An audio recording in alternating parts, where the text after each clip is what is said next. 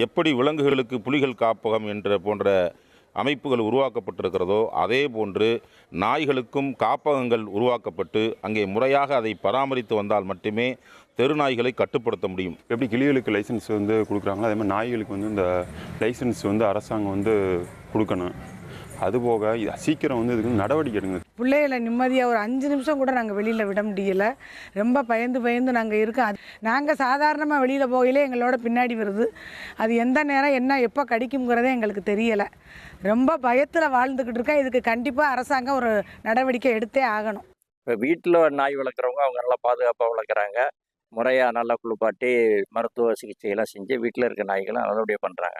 ஆனால் தெருவில் இருக்கக்கூடிய நாய்கள் பார்த்தீங்கன்னா இப்போ மனித எண்ணிக்கையை விட தெருநாய்களுடைய எண்ணிக்கை அதிகமாக கூடி போச்சு. கட்டுப்படுத்த சொல்லி உச்சநீதிமன்றமே இந்தியாவில் உள்ள எல்லா மாநில அரசுகளுக்கும் பிரமாண பத்திரம் கேட்டு தாக்கல் பண்ணியிருக்காங்க. ஆனால் எந்த ஒரு மாநில அரசும் தெருநாய்களை கட்டுப்படுத்த முன் வரவில்லை. எப்படி விலங்குகளுக்கு புலிகள் காப்பகம் என்ற போன்ற அமைப்புகள் உருவாக்கப்பட்டிருக்கிறதோ அதே போன்று நாய்களுக்கும் காப்பகங்கள் உருவாக்கப்பட்டு அங்கே முறையாக அதை பராமரித்து வந்தால் மட்டுமே தெரு நாய்களை கட்டுப்படுத்த முடியும். எப்படி கிளிகளுக்கு லைசன்ஸ் கொடுக்குறாங்களோ அதே மாதிரி நாய்களுக்கு இந்த லைசன்ஸ் அரசாங்கம் கொடுக்கணும். அதுபோக சீக்கிரம் இதுக்கு நடவடிக்கை எடுங்க. பிள்ளைகளை நிம்மதியாக ஒரு 5 நிமிஷம் கூட நாங்கள் வெளியில் விட முடியலை.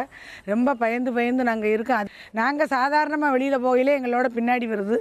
அது எந்த நேரம் என்ன எப்போ கடிக்குங்கிறதே எங்களுக்கு தெரியலை. ரொம்ப பயத்தில் வாழ்ந்துக்கிட்டு இருக்கேன். இதுக்கு கண்டிப்பாக அரசாங்கம் ஒரு நடவடிக்கை எடுத்தே ஆகணும். இப்போ வீட்டில் நாய் வளர்க்குறவங்க அவங்க நல்லா பாதுகாப்பாக வளர்க்குறாங்க. முறையாக நல்லா குளிப்பாட்டி மருத்துவ சிகிச்சையெல்லாம் செஞ்சு வீட்டில் இருக்க நாய்களை நல்லபடியாக பண்ணுறாங்க.